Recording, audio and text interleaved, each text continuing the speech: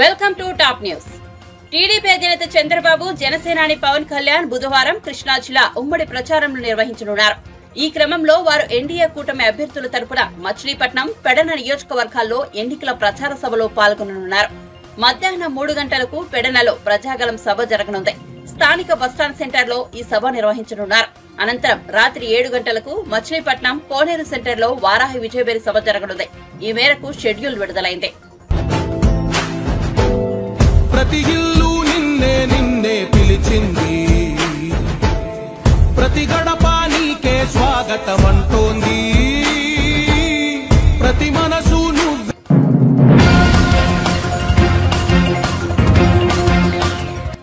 2 రోజుల కిందట నారాయణపేట సభలో ముఖ్యమంత్రి భయం, ఆ వణుకు చూస్తే ఈ గవర్నమెంట్ ఏడాది కూడా ఉండేటట్లు లేదని అనిపిస్తోందని బీఆర్ఎస్ అధినేత కేసీఆర్ పేర్కొన్నారు. ఎవడు ఎప్పుడు పోయి బీజేపీలో కలుస్తాడో, ముఖ్యమంత్రి జంపు కొడతాడో ఏమైతుందో తెలియదని, ముఖ్యమంత్రి ఈడొక మాట మాట్లాడితే ఢిల్లీకి పోయి బీజేపీకి ఓటేయమని టీవీలో చెప్తాడని ఎద్దేవా చేశారు. సంగారెడ్డి జిల్లా చౌటకూర మండలం సుల్తానాపూర్లో మంగళవారం నిర్వహించిన బీఆర్ఎస్ ప్రజా ఆశీర్వాద సభలో కేసీఆర్ ప్రసంగిస్తూ ఈ వ్యాఖ్యలు చేశారు. తిరగబడ్డ జనం తెలంగాణలో సర్వే రిపోర్ట్లు వస్తున్నాయి, కాంగ్రెస్ కు 2 సీట్ల కన్నా ఎక్కువ రావు అని. అంతటా అన్ని జిల్లాలలో కూడా రైతాంగం తిరగబడతా ఉంది. అందుకే ముఖ్యమంత్రి నిన్న నారాయణపేట సభలో ఆయన భయం, ఆయన కంపం చూస్తే ఈ గవర్నమెంట్ ఏడాది కూడా ఉంటట్లేదని మనం చేస్తా ఉన్నా. ఎవడు ఎప్పుడు పోయి బీజేపీలో వెళ్తాడో, ముఖ్యమంత్రి జంపు కొడతాడో ఏమవుతుందో, ముఖ్యమంత్రి ఈడో మాట మాట్లాడతాడు, ఢిల్లీకి పోయి బీజేపీ కోటేమని టీవీలో చెప్తాడు. అంటే ఏం జరుగుతుంది? ఎవరికి ఎవడు బీ టీము, ఎవరు కలిసిపోయినరు ఒకసారి ఆలోచన చేయాలి. దయచేసి ఏ మార్పాటుగా ఉంటే ఇబ్బంది జరుగుతుంది. కాంగ్రెస్ గతంలో కూడా మీరు 60 ఏళ్లు చూసినారు, ఇంకా కూడా ముందరికి మోసపోతే దెబ్బతింటాం. ఇక బీజేపీ పార్టీ ఏమన్నా ఏకైనా పనిచేసిందా మన రాష్ట్రానికి? పెద్దలు చెప్పారు, అక్కెరకు రాని చుట్టము, మొక్కిన మరం ఇయ్యని వేల్పు, మోరమున దానెక్కిన బారని గుర్రము, గ్రక్కున విడవంగా వలవి కదరా సుమతన్న. బీజేపీ అక్కరకు రాని చుట్టం. ఒక మెడికల్ కాలేజ్ ఇయ్యలే, ఒక నవోదయ కాలేజ్ ఇయ్యలే, ఒక జాతీయ ప్రాజెక్ట్ ఇయ్యలే. నేను స్టేజ్ ఎక్కుంటే హరీష్ రావు మాట్లాడుతుంటే విన్నా, ఆయన అన్ని చెప్పిండు. అవన్నీ 100% కరెక్టు. బీజేపీ కోటేసినా మన మంజీరా నదిలో వారేసిన గంటే అది ఎందుకు పనికిరాదని మనం చేస్తా ఉన్నాం. యువకులు ఒక గాడి పిలబడి కొట్టుకొని పోకుండా, పిచ్చి పిచ్చిగా గుడ్డిగా ఓట్లు వేయకుండా దయచేసి ఆలోచన చేయాలి. ఇలా తెలంగాణకు న్యాయం జరగాలంటే, తెలంగాణ హక్కులు కాపాడాలంటే, తెలంగాణ ప్రాజెక్టు కంప్లీట్ కావాలంటే, మళ్ళా రైతాంగానికి మళ్ళా మేలు జరగాలంటే ఈ ఆగమాగం పార్టీలు కాదు. తెలంగాణ హక్కుల కోసం పేగులు దిగదా కొట్టాడే ఒకటే ఒక పార్టీ బీఆర్ఎస్ పార్టీ, గులాబీ జెండా. ఆ జెండా ఉన్న కారు గుర్తుని ఆదరించాలి. దయచేసి మీ అందరినీ నేను మళ్ళొకసారి కోరుతా ఉన్నా. ఇటు వెంకట్రామరెడ్డి గారు, మీరు కూర్చోండి అమ్మా, క్యాండిడేట్ ఇంప్రూవ్ చేద్దాం. మీరు కూర్చోండి అమ్మా, మీరు కూర్చోండి బ్రదర్. వెంకట్రామరెడ్డి గారు ఒక ఐఏఎస్ అధికారి, ఈ జిల్లాకు సేవ చేసిన వాడు. ఆయనకు డబ్బులు అవసరం లేదు, సేవ చేద్దామని వచ్చినాడు. దయచేసి మెదక్ అభ్యర్థిగా వెంకట్రామరెడ్డి గారి కారు గుర్తు కొట్టేసి గెలిపించండి. అనిల్ కుమార్ 2000 నుంచి బ్రహ్మాండంగా తెలంగాణ ఉద్యమం నుండి పోరాటం చేసిన బిడ్డ, బలహీన వర్గాలకు చెందిన బిడ్డ. ఆయన జైరాబాద్ పార్లమెంట్ నుంచి నిలబడ్డాడు. దయచేసి అనిల్ కుమార్ గారిని జైరాబాద్ పార్లమెంట్ నుంచి గెలిపించమని మిమ్మల్ని కోరుతూ, ఆగమాగమైతే అడిబడివైపోతాం. ఆనాడు నేను చెప్పిన తెలంగాణ తెస్తాను మీ బిడ్డగా.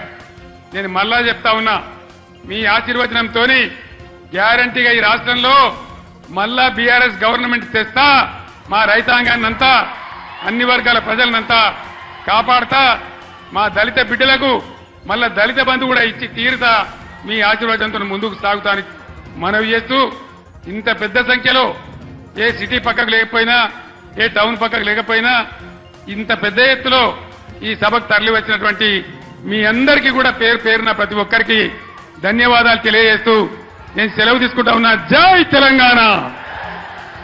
గట్టిగా చెప్పాలి, జై తెలంగాణ! కారు గుర్తుకే, కారు గుర్తుకే, జై తెలంగాణ! ధన్యవాదాలు.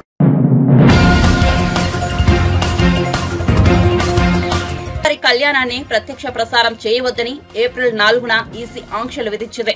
లోక్సభ ఎన్నికల నేపథ్యంలో ఈసీ ఈ ఆంక్షలు విధించింది. అయితే ఈ నిర్ణయాన్ని పునః పరిశీలించాలని తెలంగాణ రాష్ట్ర దేవాదాయ శాఖ ఎన్నికల సంఘానికి లేఖ రాసింది. 4 దశాబ్దాలుగా రాముల వారి కళ్యాణాన్ని లైవ్ టెలికాస్ట్ చేస్తున్నామని ఆ లేఖలో పేర్కొంది. ఈసీ నిర్ణయంపై రాజకీయ పార్టీలు కూడా అభ్యంతరం వ్యక్తం చేశాయి. ఎన్నికలకు దేవుడికి సంబంధం లేదని పేర్కొన్నాయి. స్పందించిన ఎన్నికల సంఘం బుధవారం కళ్యాణం ప్రత్యక్ష ప్రసారానికి అనుమతినిచ్చింది.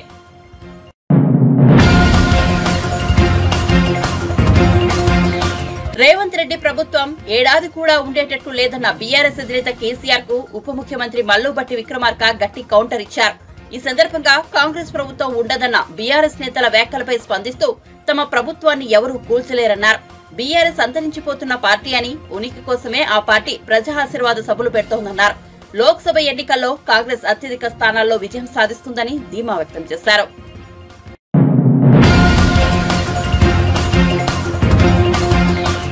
త్వరలో జరగనున్న ఎన్నికల్లో టీడీపీ అభ్యర్థుల గెలుపుకి ఎలా పనిచేయాలనే దానిపై ఎన్ఆర్ఐలకు దిశానిర్దేశం చేసేందుకు మంగళగిరిలోని టీడీపీ ప్రధాన కార్యాలయంలో ప్రత్యేక కార్యక్రమం నిర్వహించారు. బూత్ లెవెల్లో పనిచేసేందుకు రిజిస్టర్ చేయించుకున్న 1500 మంది టీడీపీ ఎన్ఆర్ఐలు చంద్రబాబును సీఎం చేయడమే లక్ష్యంగా పనిచేస్తామని ప్రతిజ్ఞ చేశారు. రానున్న ఎన్నికల్లో ఎన్డీఏ కూటమి గెలుపు కోసం క్షేత్రస్థాయిలో పనిచేసేందుకు 1500 మంది ఎన్ఆర్ఐలు తమ వివరాలు నమోదు చేసుకున్నారని టీడీపీ ఎన్ఆర్ఐ విభాగం వెల్లడించింది. కూడా ఎన్ఆర్ఐ టీడీపీ విభాగంలో సోషల్ మీడియా అండ్ మీడియా ఇన్ఛార్జిగా ఉన్నారు అమెరికాలో. ఆయన రాయలసీమ ప్రాంతం, రాయలసీమ 3 జిల్లాల్లో కూడా యాక్టివ్గా పార్టిసిపేట్ చేసి ఆయన టీం తోటి చేయటం కోసం అమెరికా నుంచి ఇక్కడికి వచ్చి ఉన్నారు. వాళ్ళందరూ కూడా ఈ కార్యక్రమాలు చేస్తారు. ఈ భాగంగా ఈరోజు మీ అందరి ముందుకు రావడం చాలా సంతోషం. Thank you all.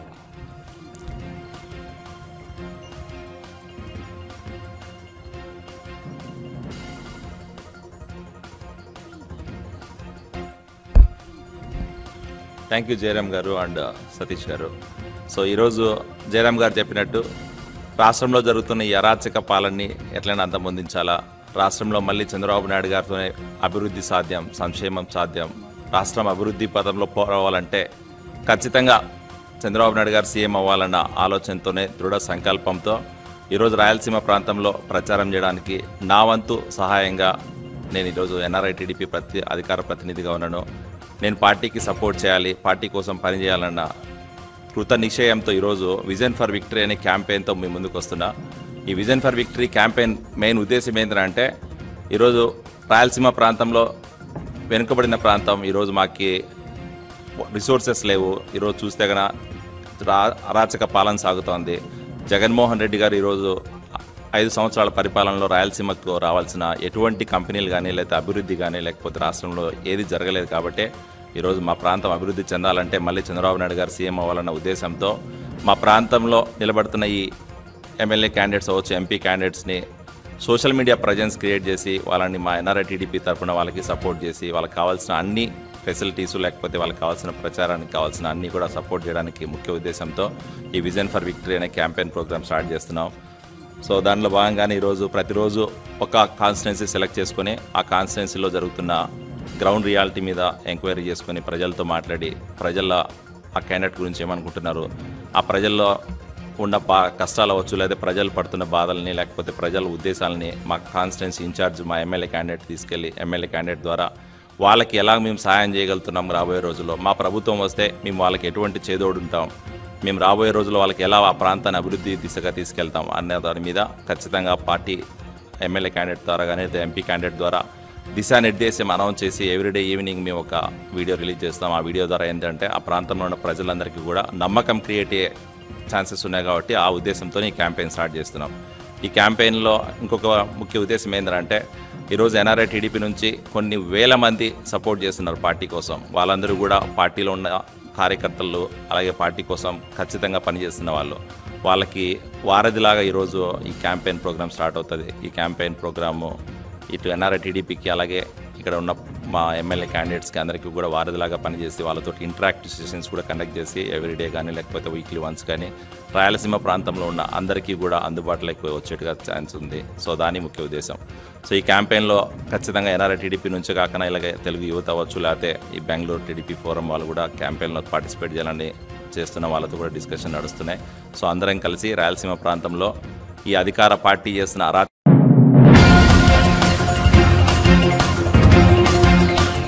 గత ఎన్నికల సమయంలో హత్యకు గురైన వైఎస్ వివేకానందరెడ్డి కుమార్తె సునీతారెడ్డి తమకు న్యాయం చేయాలంటూ తీవ్ర పోరాటం చేస్తున్న సంగతి తెలిసిందే. మీడియా సమావేశం నిర్వహించి ఎంపీ అవినాష్ రెడ్డి కాల్డేటా బయటపెట్టారు. దీనిపై అవినాష్ రెడ్డి తీవ్ర స్థాయిలో స్పందించారు. తనపై సునీత కుట్రపూరితంగా ఆరోపణలు చేస్తోందని మండిపడ్డారు.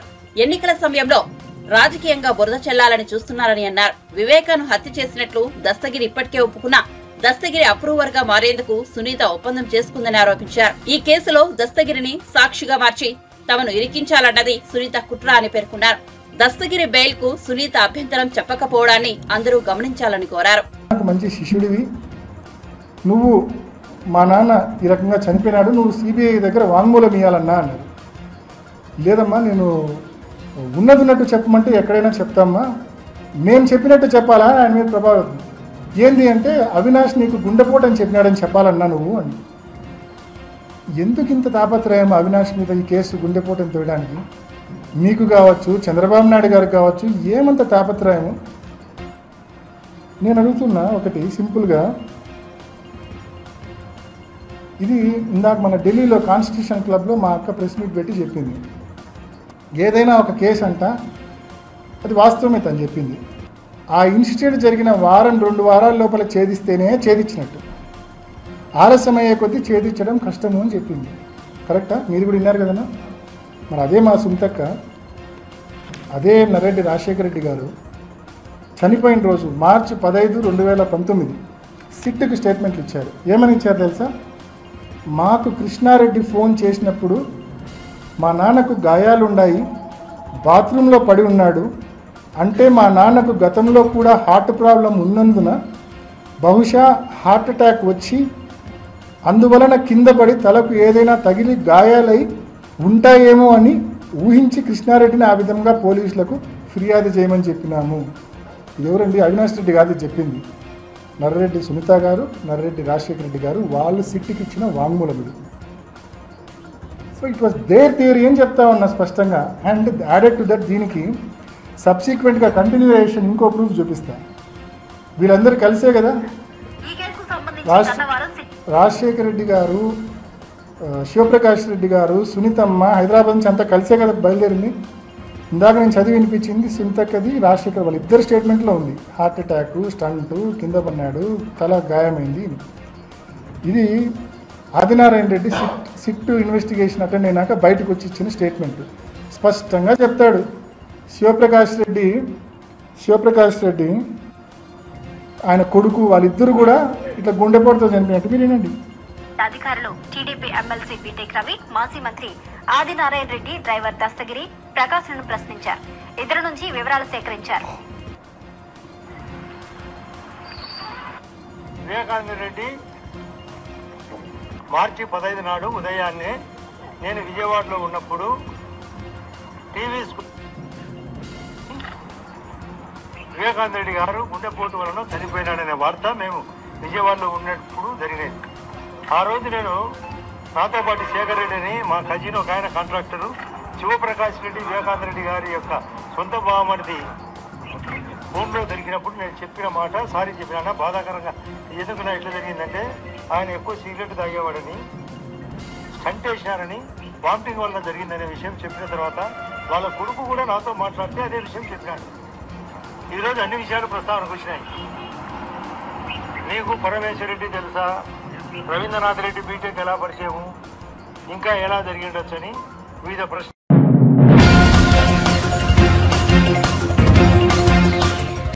వివేక హత్య కేసు వ్యవహారంలో డాక్టర్ సునీతారెడ్డికి ఎంపీ అవినాష్ రెడ్డికి మధ్య మాటల యుద్ధం కొనసాగుతోంది. మీడియా సమావేశంలో సునీత చేసిన వ్యాఖ్యలకు అవినాష్ రెడ్డి గట్టి కౌంటర్ ఇచ్చారు. ఈ నేపథ్యంలో సునీత మరోసారి మీడియా ముందుకొచ్చారు. అవినాష్ రెడ్డికి ఓ సలహా ఇస్తున్నానని అన్నారు. అవినాష్ మీ ఫోనును సిబిఐ వాళ్లకు అప్పగించండి, మీరు కేసు నుంచి కడిగిన ముత్యంలా బయటపడతారంటూ సునీత స్పష్టం చేశారు. గూగుల్ టేక్అవుట్ కల్పితమంటూ అవినాష్ అంటున్నారని, గూగుల్ టేక్ఆఫ్ రికార్డును రూపొందించింది CBI, survey of India, forensic lab అని సునీత వెల్లడించారు. ఈ సంస్థలకు అవినాష్ పై ఏమైనా కోపం ఉంటుందా అని ప్రశ్నించారు. చేసింది రంగన్న స్టేట్మెంట్ తర్వాత డిలే అయ్యింది, దస్తగిరి స్టేట్మెంట్ తర్వాత డిలే అయింది. నేను కూడా అడుగుతున్నాను, ఎందుకమ్మా ఇంత డిలే చేస్తున్నారు? ఇదే కాదు, 5 సంవత్సరాలుగా డిలే అవుతుంది. ఇన్వెస్టిగేషన్ ఏజెన్సీస్ మీద ప్రెషర్ పెట్టి ఇట్లా డిలే చేసుకుంటూనే పోతున్నారు. దయచేసి ఇన్వెస్టిగేషన్ ఏజెన్సీస్ మీద ప్రెషర్ పెట్టద్దండి, వాళ్ళ పని వాళ్ళని చేయనియండి. ఇన్వెస్టిగేషన్ అయిపోవాలి, ట్రయల్ అయిపోవాలి, కన్విక్షన్ రావాలి. నేను కూడా చెప్తున్నాను, ఇది ఎందుకు డిలే అయ్యిందంటే ప్రాబబ్లీ వాళ్ళ ఇన్ఫ్లుయెన్స్ వల్లనే అయి ఉండాలి. అందుకే అడుగుతున్నాను, ప్లీజ్ ఇన్ఫ్లుయెన్స్ పెట్టకండి.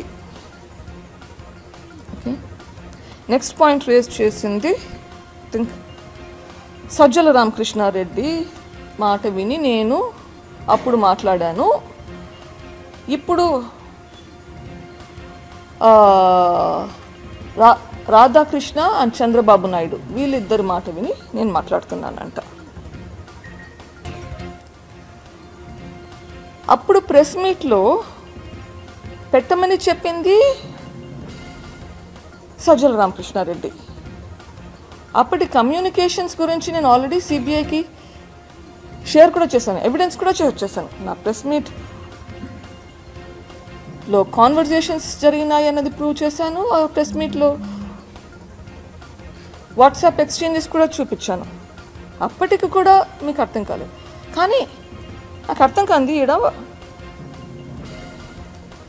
మా నాన్న వివేకానంద రెడ్డి గారిని హత్య చేశారు. హత్య చేస్తే నేను వీళ్ళతో మాట్లాడానా వాళ్ళతో మాట్లాడానా? Does it matter? నేను ఇంకొకటి అన్నారు ఇంతకు ముందు సజ్జల రామకృష్ణారెడ్డి అన్నారు, నేను రాధాకృష్ణ ఇంటికి పోయానంట, వాళ్ళ వైఫ్ చనిపోతుంది. Yes, Radhakrishna's wife was my patient, బాగా చూసుకున్నాము, వెళ్ళాను, కరెక్ట్. అదే నెలలోనో అంతకు ముందుగానో సజ్జల రామకృష్ణారెడ్డి వాళ్ళ అన్న కూడా చనిపోయాడు, వాళ్ళ ఇంటికి కూడా వెళ్ళాను. అది మాత్రం ఆయనకు గుర్తు రాలేదా? నేను సిబిఐ కావాలని కోర్టులో కేసు పెట్టినాక కూడా, సిబిఐకి ట్రాన్స్ఫర్ అయినాక కూడా మా మామగారు డాక్టర్ ఈసి గంగిరెడ్డి చనిపోయినప్పుడు వెళ్ళి భారతి గారిని కూడా కలిసినాను. మీకు అది గుర్తు రాలేదా? ఇది మానవత్వంకి సంబంధించింది. ఎవరైనా ఎవరితోన్నా మాట్లాడితే దానికి ఏదో కారణాలు ఉండొచ్చు. అన్నీ మీకు పాలిటిక్సేనా? నేను ఇక్కడ ఫైట్ చేసేది ఒక లీగల్ బ్యాటిల్. మా నాన్నగారిని హత్య చేశారు, అతి దారుణంగా హత్య చేశారు, కిరాతకంగా హత్య చేశారు. గొడ్డలితో ఎట్లా నరికారంటే అవి ఆల్రెడీ మీకు చూపించాను. అట్లా చంపితే మీకు పాలిటిక్స్ గుర్తొస్తున్నాయి. ఎవరు పేషెంట్స్ నేను హాస్పిటల్కి వచ్చినా నేను కలుస్తాను, మాట్లాడతాను. మీరు ఇప్పుడు హాస్పిటల్కి వచ్చి నన్ను ట్రీట్మెంట్ చేయమన్నా చేస్తాను. అన్నిటికీ పాలిటిక్స్ ఉండాల్సిన అవసరం లేదు. There is life beyond politics.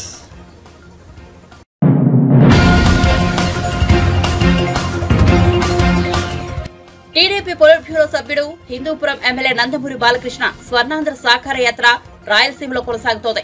Kurnool జిల్లా ఎమ్మిగనూరులో బాలకృష్ణ రోడ్ షో నిర్వహించారు. ఈ సందర్భంగా ఆయన మాట్లాడుతూ, ఇక్కడ వైసీపీ అభ్యర్థి బుట్టా రేణుక పేదరాలోనే జగన్ అంటున్నారని, ఆ పేదరాలు డబ్బు సంచులతో వచ్చి ఎన్నికల్లో పోటీ చేస్తోందని వ్యంగ్యం ప్రదర్శించారు. ఆమె పేదరాలైతే 360 కోట్ల మేర రుణాలు చెల్లించాలని ఎల్ఐసి ప్రకటన ఎలా ఇచ్చిందని బాలయ్య ప్రశ్నించారు. ఇవన్నీ దృష్టిలో పెట్టుకుని ఈ బుట్టా రేణుక గారు ఉన్నారు ఇప్పుడు ఇక్కడ. పాపం చాలా సౌమ్యురాలు. మన జగన్ చెప్తున్నాడు చాలా పేదరాలని. ఇవాళ బ్యాంక్ ఎగ్గొట్టి బ్యాంకులో అప్పు ఎల్ఐసి ఎంత 350 కోట్ల రూపాయలు సంచులు డబ్బు తీసుకొస్తాను ఇప్పుడు ఇక్కడికి నియోజకవర్గానికి. ఇవాళ నన్ను అడిగితే ఈ 5 ఏళ్ళు కూడా ఈ రాష్ట్రానికి తను సంపాదించింది బడ్జెట్ గా తనే ఇవ్వచ్చు బ్యాంకులకి ఇంకో అప్పులు తీసుకోకుండా. అటువంటి ఆవిడ ఇక్కడికి వచ్చి ఆయన అంటాడు సౌమ్యురాలు, సామాన్యురాలు, పేదరాలని. ఇంకా మిమ్మల్ని నిరుపేదలు చేయడమే వాళ్ళ లక్ష్యం. గుర్తుపెట్టుకోండి, లక్షాధికారులు కోటీశ్వరులు అయిపోతున్నారు, పేదవారు నిరుపేదలు అయిపోతారు రేపు. గుర్తుపెట్టుకోండి, చెప్పాను నేను, మీరు రాష్ట్రాన్ని వదిలేసి వెళ్ళిపోయే పరిస్థితి వస్తుందని. ఇవన్నీ మీరు గమనించండి, అప్రమత్తులై. ఎలాగైతే ఆనాడు నాన్నగారు చైతన్యాన్ని తీసుకొచ్చారో ప్రజల్లో, ఎలాగైతే చంద్రబాబు నాయుడు గారు వనరులు కల్పించారో ప్రజలకి, వాళ్ళ కాళ్ళ మీద ప్రతి నిరుపేద కుటుంబంలో నుంచి కొంత ప్రతి వాడిని, అటు వ్యవసాయం చేసుకునే వాళ్ళైతే వాళ్ళ ఇంటి నుంచి ఒక బిడ్డ అటు ఐటీకి వెళ్తే సుమారుగా నెలకి 75,000 రూపాయల జీతం. అటువంటి పరిస్థితులకి, ఆర్థిక పరిస్థితుల్ని అటు అన్ని సమతుల్యంగా అభివృద్ధి చేశారు చంద్రబాబు నాయుడు గారు. వీళ్ళంతా ఏదో దుష్ప్రచారాలు చేస్తున్నారు. అసలు వ్యవసాయం అంత అండగా అన్నాడంట ఆయన. వీళ్ళ అబద్ధాలకి అంతో లేదు, ఏది మాట్లాడినా అబద్ధమే. కాబట్టి ఇవన్నీ దృష్టిలో ఉంచుకుని మీరు నిజానికి రండి, ప్రస్తుతం భ్రమలోంచి బయటపడండి. నేను అదే అంటుంటాను. నేను ఏదైతే సినిమాలు నటించాను, ఏదైతే విజయాలు మీరు ఇచ్చారో, నేను అప్పుడప్పుడు నిజాలకి చాలా మీ అందరికంటే కూడా దగ్గరగా ఉంటాను నేను. అందుకే నన్ను నేను గర్వంగా చెప్పుకుంటా. నాకున్న జ్ఞాన సంపదలు, బ్రాహ్మణుని, ఐశ్వర్యాలు, వైశ్యుడిని, మంచికి మాలను వంచిస్తే ఎదురు తిరిగే మాదిగని, కష్టాన్ని నమ్ముకున్న కమ్మరిని, కొమ్మరిని, కంసాలని, రజకుడిని, నాయ బ్రాహ్మణుని, కల్మశోని, యాదవుడిని, ఆపదలు ఆదుకునే వెలమని, వ్యక్తిత్వంలో రాజుని, అమ్మనమనిపించే కమ్మని, పౌరుషంలో రెడ్డిని, భుజబలలో కాపురి అని చెప్పుకుంటుంటాను. ఇక్కడి నుంచి రావాలయ్యా మాటలు. ఊరికే నోరు బారేసుకోవడం, మొహం ఎలా ఉంటుంది జగన్ది? ముచ్చుమూర్తి ముద్రష్టలాగా ఉంటుంది. ముచ్చుమూర్తి ముద్రష్ట వాళ్ళకం ఎలా ఉంటుంది? లక్షల కోట్ల పక్షకుడు, పక్షపాత రూపకుడు, దండిగా. అలాగే ఈ రాష్ట్రానికి పట్టిన ఒక మొత్తాన్ని రావణ కష్టంలో మార్చిన ఒక రావణాసుడి పాలన, ధన మాన ప్రాణ చోరకుడు ఈ యొక్క వైఎస్ జగన్. గుర్తుపెట్టుకోండి. కాబట్టి మీరంతా తిరగబడి ఉద్యమించండి. అసలు మనం ముందే వచ్చేవాళ్ళు మాట్లాడటానికి ఎంత ధైర్యం ఉండాలి వాడికి. మేము ఇచ్చేస్తాం అది చేస్తామని చెప్పుకోవడానికి. జాగ్రత్త.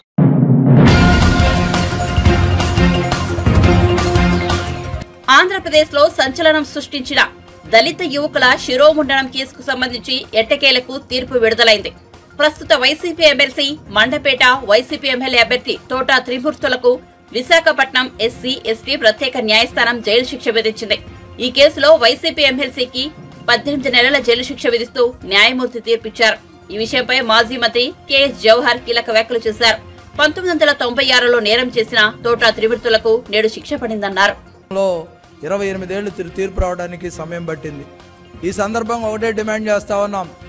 జగన్మోహన్ రెడ్డి, నీకు రాజ్యాంగం మీద నమ్మకం ఉన్నా, అంబేద్కర్ గారి ఆలోచన పట్ల అవగాహన ఉన్నా, ఏదైతే తోట త్రిమూర్తుల్ని పార్టీ నుంచి బహిష్కరించు, లేదంటే అలాంటి వాళ్ళకి టికెట్లు ఇచ్చి లైసెన్స్ ఇచ్చినట్టుగానే మేము భావిస్తాం. దళితుల యొక్క మాన ప్రాణాలకు రక్షణ లేదు జగన్మోహన్ రెడ్డి పరిపాలనలో అనేది రుజువైంది. ఎందుకంటే దాదాపుగా 185 మంది దళితుల మీద ఈరోజు అనేక హత్యలు కానీ అత్యాచారాలు కానీ ఈ యొక్క ఇలాకాలో జరిగాయి.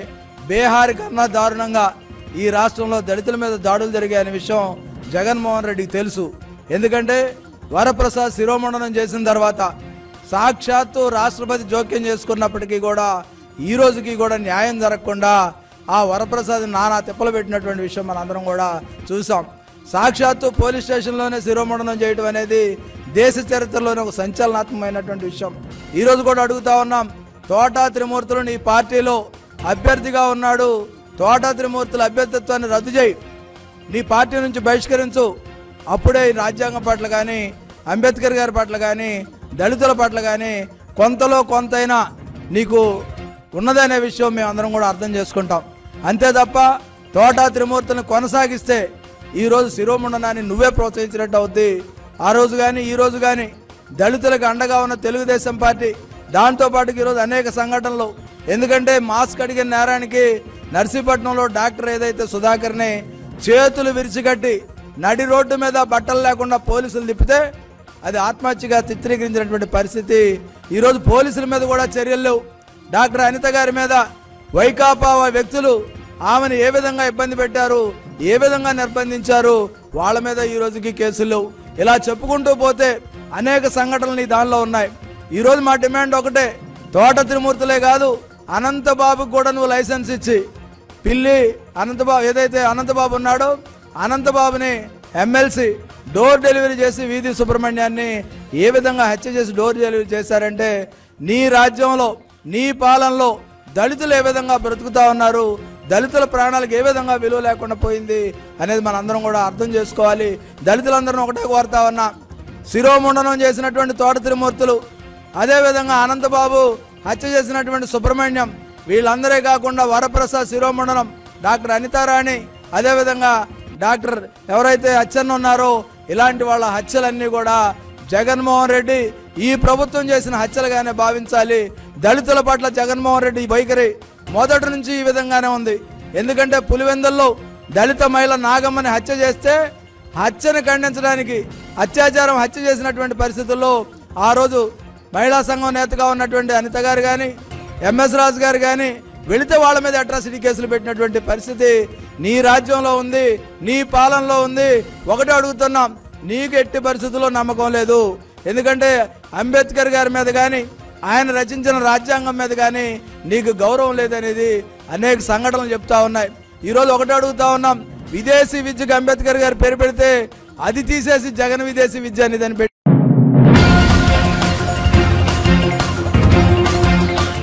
పీలేరు ఎమ్మెల్యే చింతల రామచంద్రారెడ్డి మంత్రి పెద్దిరెడ్డి రామచంద్రారెడ్డి చేతిలో ఒక రబ్బరు బొమ్మ అని ఏపీసీసీ చీఫ్ షర్మిల విమర్శించారు. పెద్దిరెడ్డి మిథున్ రెడ్డిల కనుసన్నల్లో పీలేరు ఎమ్మెల్యే పనిచేస్తారని చెప్పారు. పెద్దిరెడ్డి అంతులేని అవినీతికి పాల్పడ్డారని ఆరోపించారు. ప్రజలకు ఇచ్చిన ఒక్క హామీనైనా వైసీపీ ప్రభుత్వం నెరవేర్చిందా అని ప్రశ్నించారు. నవ్యాంధ్రను 10 ఏళ్ల పాటు పాలించిన చంద్రబాబు, జగన్లు రాష్ట్ర ప్రజలను మోసం చేశారని చెప్పారు. రాష్ట్ర ప్రయోజనాల కోసం ఎవరూ పోరాడలేదని విమర్శించారు. ఎందుకంటే ఇద్దరికి బీజేపీ పార్టీ కావాలట. ఇక్కడ ఒక ట్రయాంగిల్ లవ్ స్టోరీ నడుస్తుంది.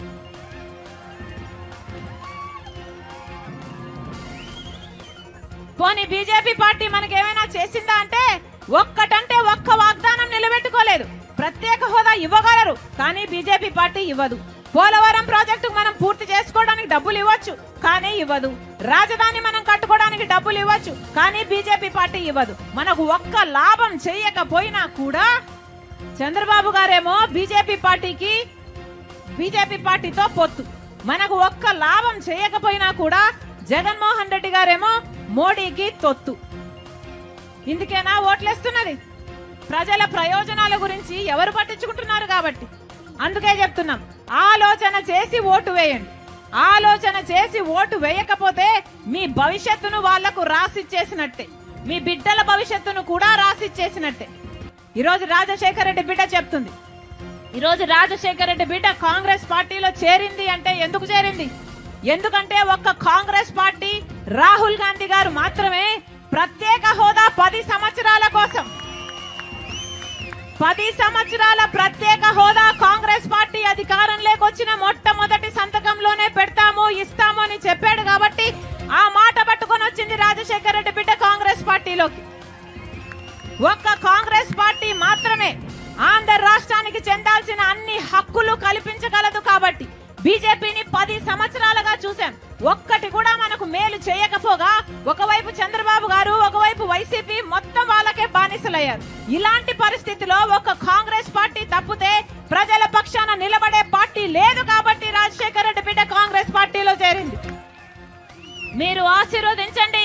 రాజశేఖర రెడ్డి బిడ్డ మీకు మాటిస్తుంది, 10 సంవత్సరాల ప్రత్యేక హోదా రాజశేఖర రెడ్డి బిడ్డ తీసుకొస్తుంది ఆంధ్ర రాష్ట్రానికి.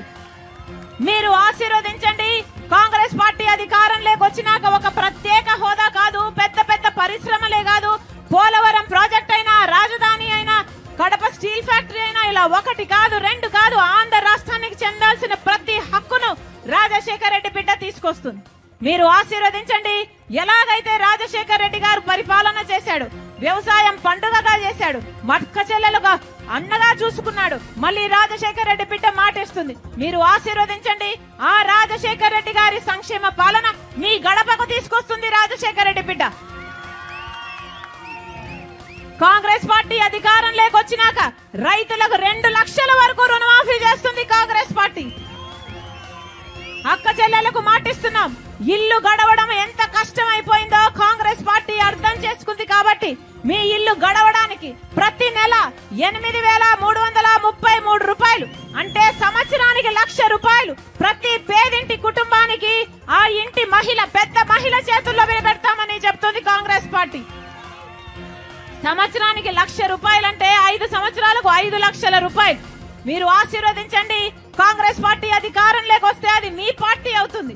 మీరు ఆశీర్వదించండి. ఇంకా 1,30,000 ఉద్యోగాలు ఖాళీగానే ఉన్నాయి. కాంగ్రెస్ పార్టీ అధికారంలోకి వచ్చినాక మొట్టమొదటి సంతకం 2,25,000 ఉద్యోగాల భర్తీ మీదనే పెడుతుంది.